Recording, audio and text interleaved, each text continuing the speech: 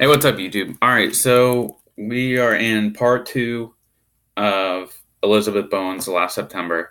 Uh, this section goes from page 23 to 31. So, a lot of things stuck out in this passage that were a lot different than the first part. It comes right out of at the beginning of part two, saying the Naylors and the Montmorencys had always known each other. So there's this lineage of family. There's a obviously a history between the two, and they really negotiate. The families negotiate themselves with how the other family is doing, how kind of keeping up with the Joneses. I would think they had always known each other was another quote. There's this eternal kind of infinite connection between the two families at this point. And we do get some kind of historical description of where they've been, how they came to be, where they are at this point. The three most important things, I think, kind of regurgitating what I talked about in the first part, is time, place, and family, where we are in all three of these kind of different sections. So the time aspect of it, I kind of have talked about with nostalgia and not being currently in the present, thinking about where we're going, where we've been, and what that does to the present. The place is also an important thing that I've kind of already talked about.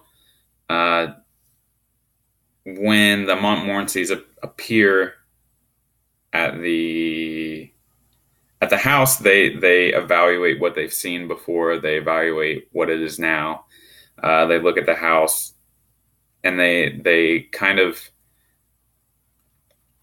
Francine relates her previous time there with what is happening with how it is now. That she remarks that there was a stain on the floor at one time, and now it's not there. And I think this really calls attention to when you remember something about a place and when it changes, what that does to the psyche, like who owns that place now. Is it public or private, and what was it once your public space or your private space?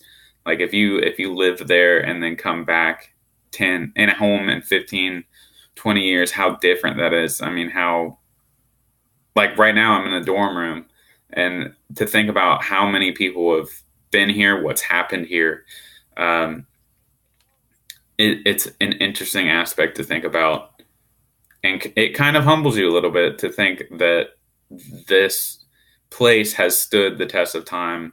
It's seen so many different families. It's seen so many different people, different lifestyles, and this place really isn't yours. You think you know what's going on. You think you know what this room is. Like, this is my bedroom, but it's not really. It's really just a space that I inhabit for a certain amount of time. And the idea of ownership with this place is kind of a facade, like the house in the beginning of the in part one of the last September.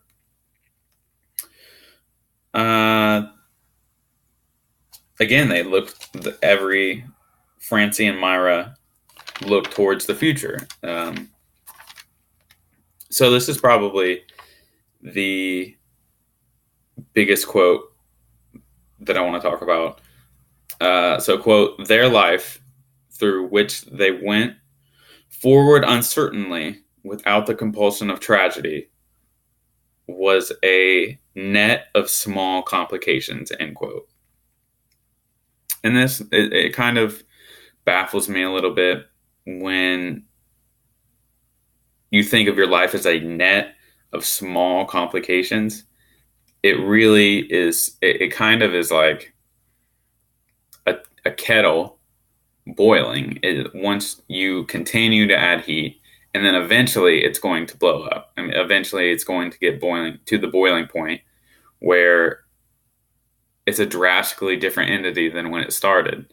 So the addition of multiple complications is going to be a factor. I mean, especially with the way that they're relating past with their present.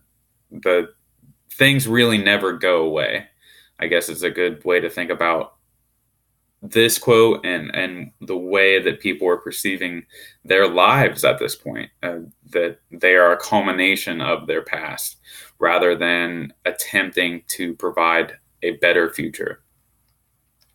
Yeah, like I said, this was only 10 or so pages. I think I'll try and do another one tonight. So, all right, thanks. I'll see you guys next video.